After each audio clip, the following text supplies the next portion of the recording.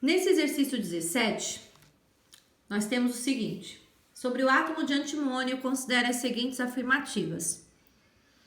É um elemento químico que pertence ao quarto período da tabela periódica?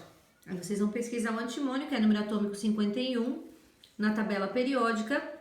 Ele está aqui. Vocês vão conferir. E ele vai estar pertencendo aí ao primeiro, segundo, terceiro, quarto, quinto período da tabela periódica. Certo? Então, está errado porque não é o quarto período, é o quinto período. Esse elemento pertence à família do nitrogênio. Aí vocês vão olhar na tabela periódica novamente. O antimônio está aqui. E ele pertence ao grupo 15 ou 5A. E ele é da família do nitrogênio. A distribuição eletrônica dos seus elétrons termina em 5p3? Eu tenho duas opções. Eu posso distribuir até chegar no número atômico 51, que é o que eu tenho para o antimônio, e saber se termina em 5p3, que é o subnível mais energético.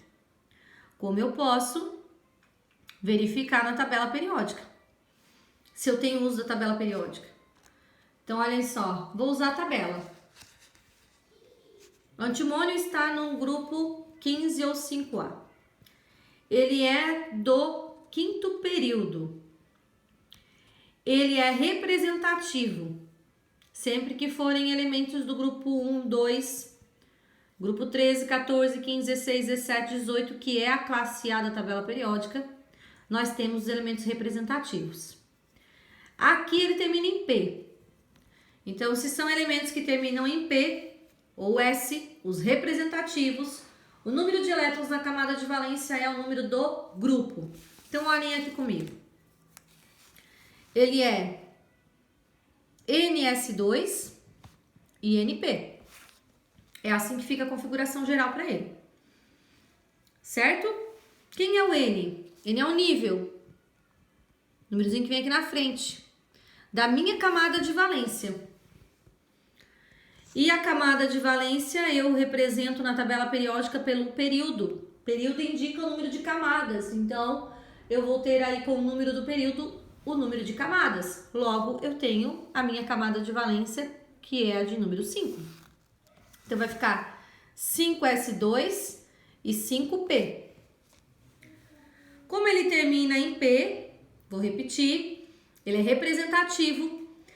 Então, o número do grupo é o número de elétrons na camada de valência. Ele é do grupo 15, 5A.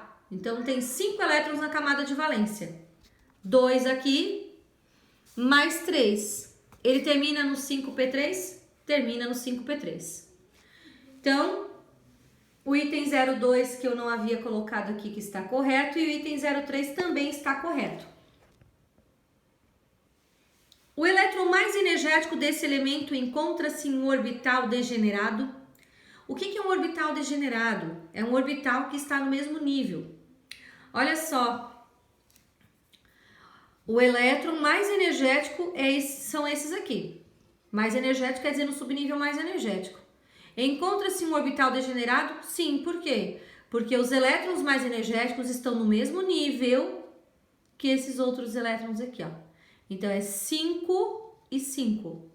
Por isso que é um orbital degenerado. Degenerado quer dizer que está no mesmo nível. Então, os 3 elétrons do subnível mais energético estão no mesmo nível que os 2 elétrons aqui, fechando aí a camada de valência. Certo? Então, o item 4 também está correto.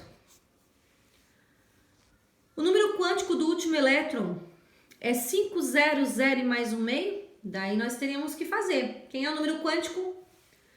Conjunto de número quântico é o N, o L, o M e o S.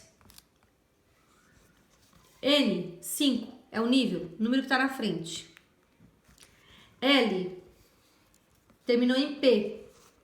Se terminou em P, vai ser 1, lembrem. Se é S é 0, se é P é 1. Magnético, tem que fazer as caixinhas. Quantas caixinhas? Subnível P eu vou ter que fazer 3 caixinhas. 0, mais 1, menos 1. São 3 elétrons.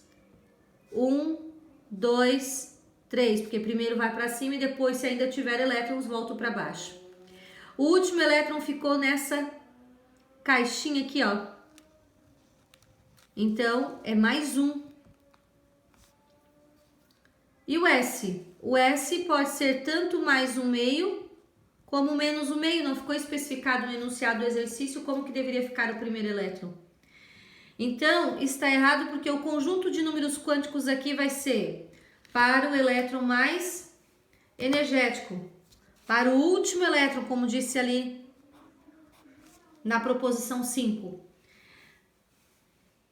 Os números quânticos ficam 5, 1, mais 1 e mais ou menos 1/2.